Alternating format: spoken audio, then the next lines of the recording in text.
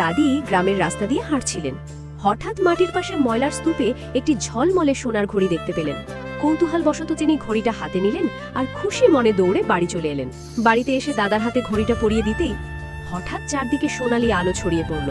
মুহূর্তের মধ্যেই দাদা হয়ে গেলেন 25 বছরের সুদর্শন যুবক। কিন্তু যুবক হতেই বদলে গেল তার মন।